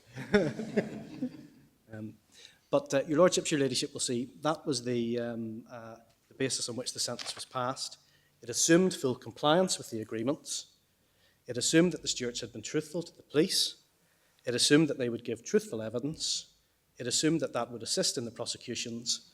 And he accepted that their actions in turning Queen's evidence was potent evidence of remorse. Now, I'd like the court now to fast forward, if you will, 3 years to the position after the trial before Mr. Justice Gillen. And in our submission, the entire basis for the sentencing exercise that we've just looked at now lies in tatters. So we've provided a summary of what the trial judge said about the Stewart brothers' evidence in paragraphs 51 to 53 of our printed case. And that's at MS 139 to 141. It includes the conclusions that the Stewarts had lied to the police, they had lied to the court, not only about their motivation in coming forward, but during their recitation of the events of these crimes. It included that there was clear evidence that they have on occasions wrongfully implicated people in crimes which they did not commit. The judge discerned rank dishonesty and irrepressible invention from time to time in their evidence, and he discerned no genuine feeling of remorse during the evidence of either of them. Now those, my lords, my lady, are very edited highlights. Mr. Justice Gillen requires commendation in our submission for the variety and imagination with which he described the Stewarts' perfidy. But as a result of this... You don't mean imagination.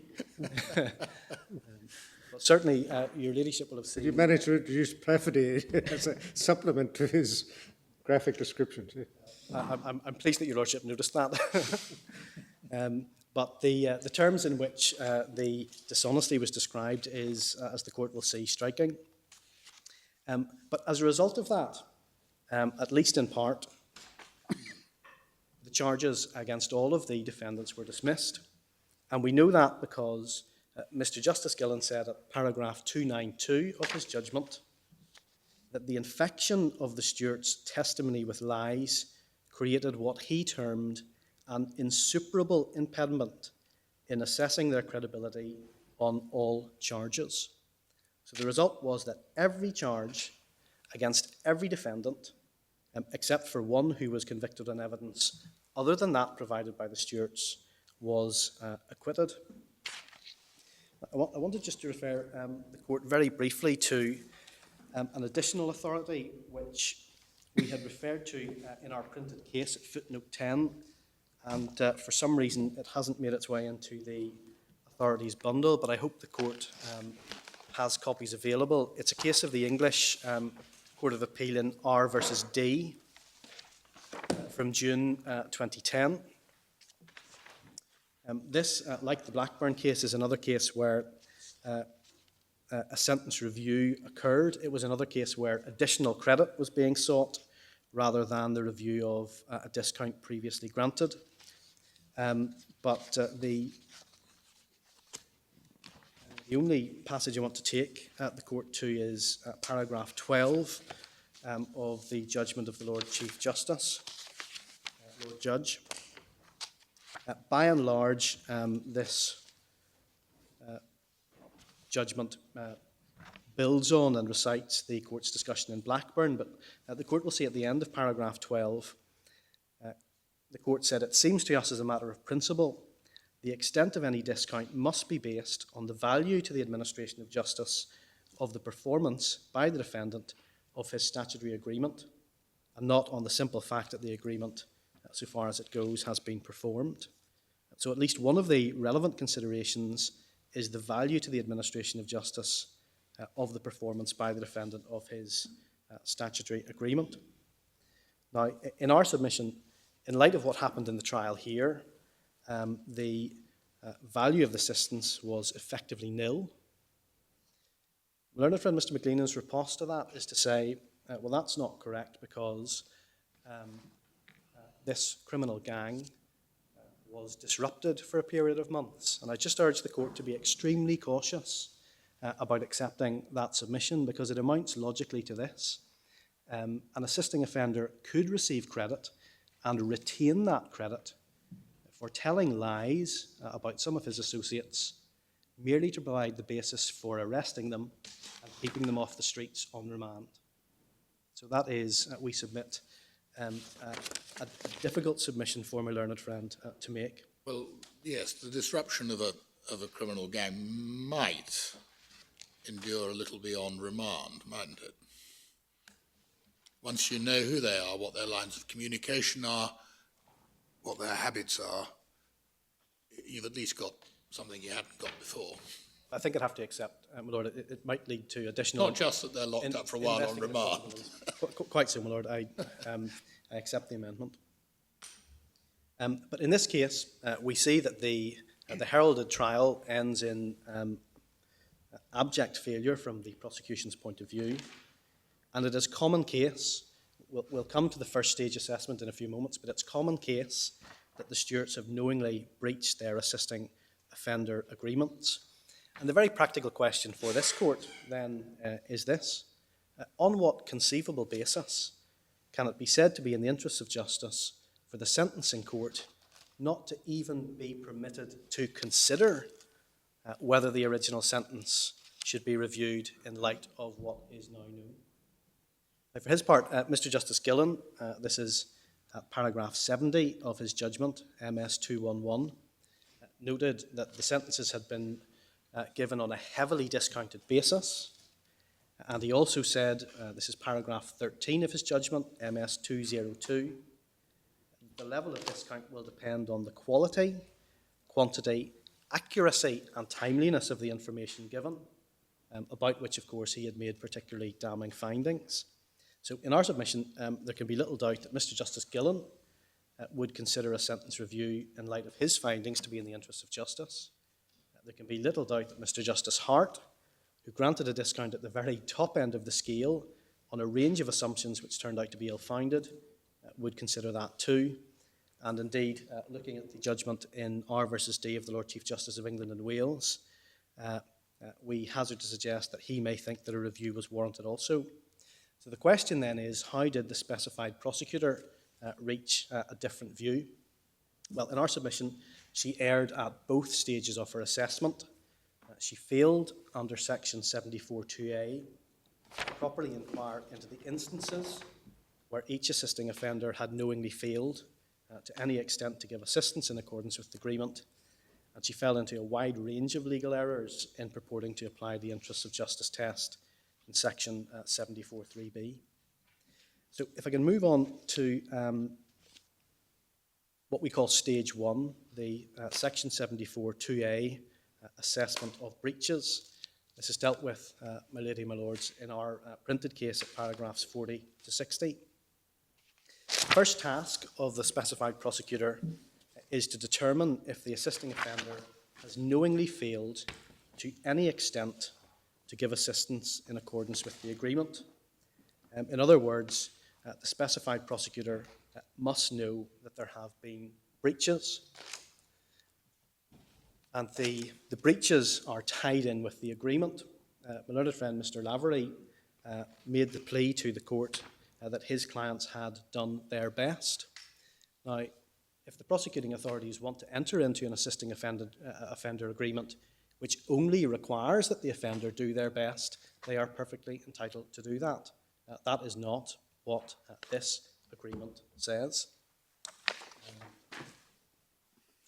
And it's common case, as the divisional court held, that the specified prosecutor, when she later comes to apply the interests of justice test, may consider the extent and the materiality of the breaches. But to do that, obviously, she needs to know what breaches have been committed. So the divisional court also rightly held paragraph 60, that's MS 189. The first task of the prosecutor was to identify from the available material any breaches of the agreement. To do that, we submit in a case like this, where the trial judge has made general findings of wide-ranging dishonesty throughout the interview and trial process, means that some time and effort will be required to ascertain what lies were told when. And Ms. Atchison, the specified prosecutor, is right in her decision. This is at paragraph 18, page 381, that this issue arises for consideration following from the conclusions reached by Mr. Justice Gillen. She has been put on inquiry given the comments made by the judge in his judgment. The problem in this case then is that the only potential breaches which the specified prosecutor considered were the specific instances where Mr. Justice Gillen had expressly found that there had been an instance of post-agreement dishonesty. So if the court would turn just for a moment to MS 165.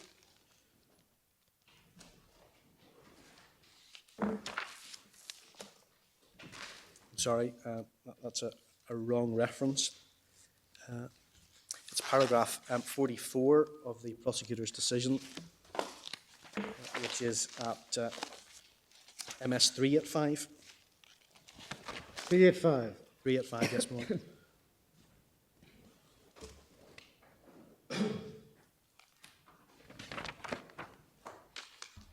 We see in paragraph 44 exactly how the specified prosecutor proposes to go about the task of identifying any relevant breach.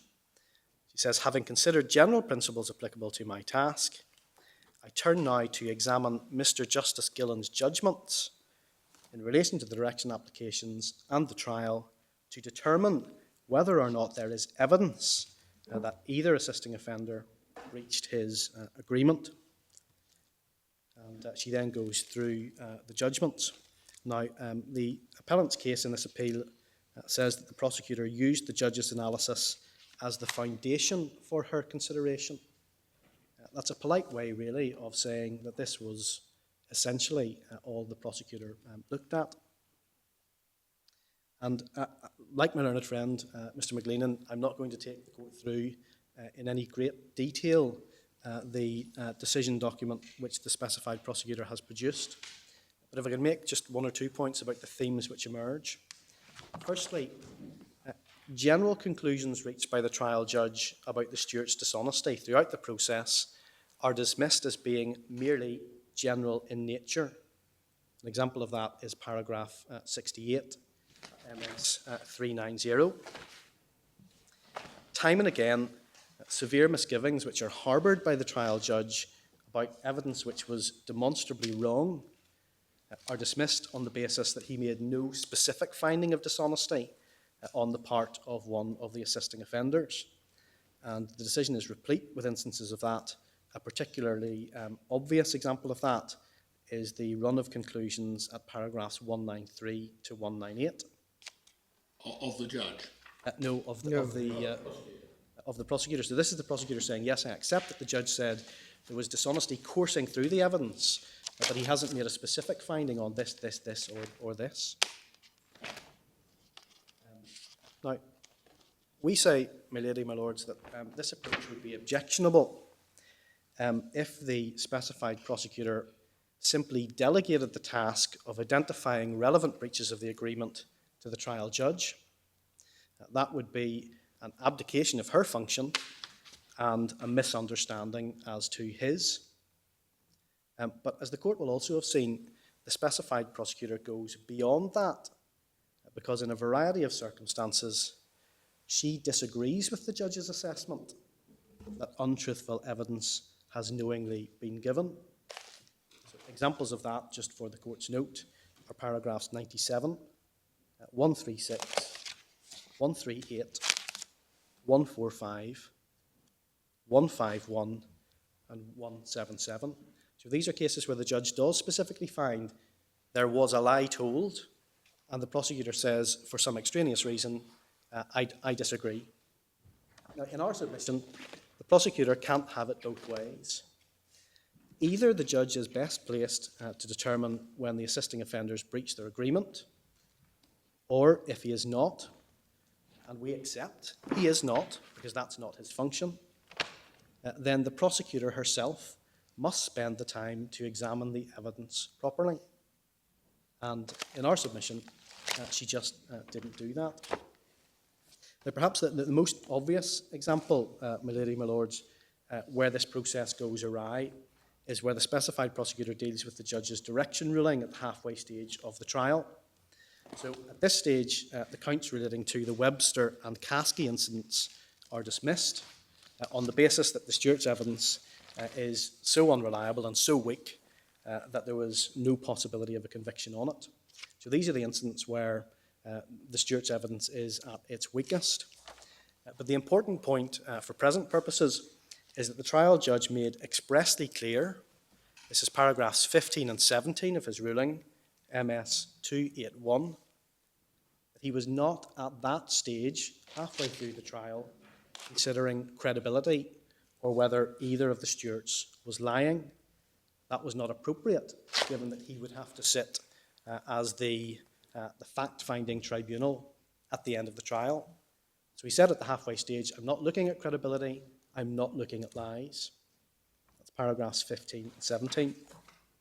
But in the 19 paragraphs of the specified prosecutor's decision, which she spends looking at this, that's paragraphs 45 to 63, she doesn't set out paragraphs 15 or 17 of the judge's ruling, and they explain precisely why the exercise that she was undertaking at that stage was futile.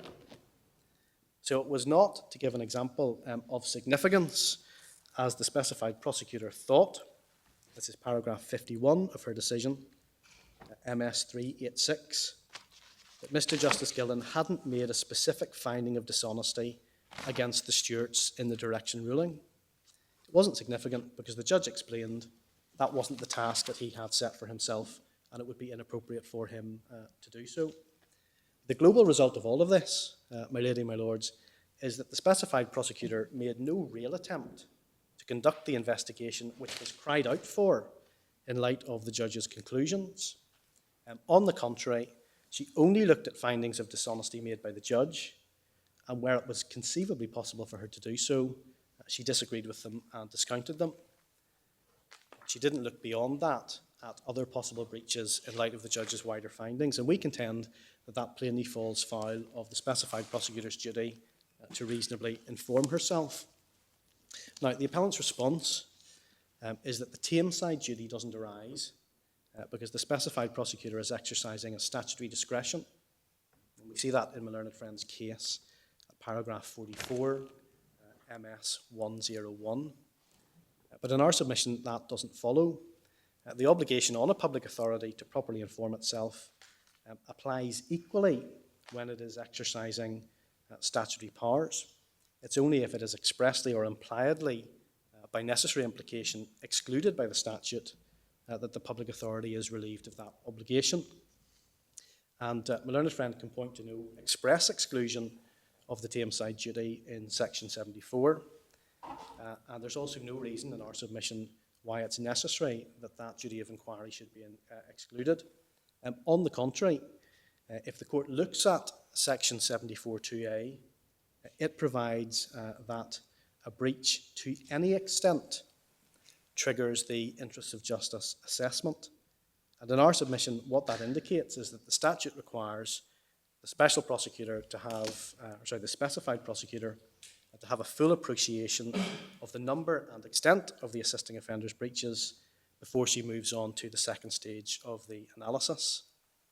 In fact, we would go so far as to say it's a necessary implication of of section 74.2a that the prosecutor is aware, insofar as he or she practicably can be, of the full extent of knowing failures. We put that another way, section 74.2a does provide a lexicon of matters to be treated as relevant at the first stage. The lexicon is simply the assisting offender's knowing failure to any extent to give assistance in accordance with the agreement. For that reason, my learned friend's reliance on the Creedons and Catoon line of authorities is, we submit, misplaced. A prosecutor is certainly entitled to take their lead from the trial judge, but the process cannot start and end there. That argument was accepted by the Divisional Court, wasn't it? Sorry, my lord? That argument was accepted by the Divisional Court. Mr. McLeanan's argument was accepted by the Divisional Court. Yes, my lord. And there is no cross-appeal against that finding. Well, there is no cross-appeal, my lord, but we dispute that there is a need for a cross-appeal if the court looks at Rule 25.1 of the Supreme Court rules. The court will see in our submission that, provided that the point is made clearly in our case, there's no need to cross-appeal, and indeed it's included in the agreed statement of facts and issues, paragraph 23a.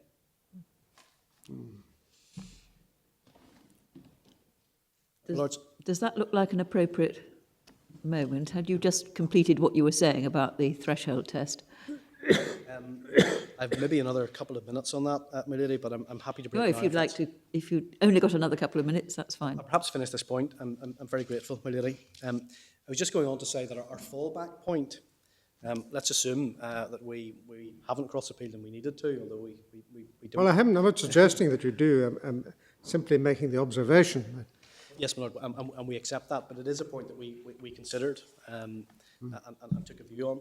But the fallback, if your lordships and your ladyship aren't with us on the requirements of the statute, is that in the particular circumstances of this case, given what Mr. Justice Gillen said about assisting offenders and about these assisting offenders and his express disavowal that he was considering all of the evidence, that's paragraph 45 of his ruling, or that he was setting out each lie that had been told, we do say that it was Wednesbury irrational in this case for the specified prosecutor not to conduct a more searching analysis of the extent of the Stewart brothers' knowing breaches.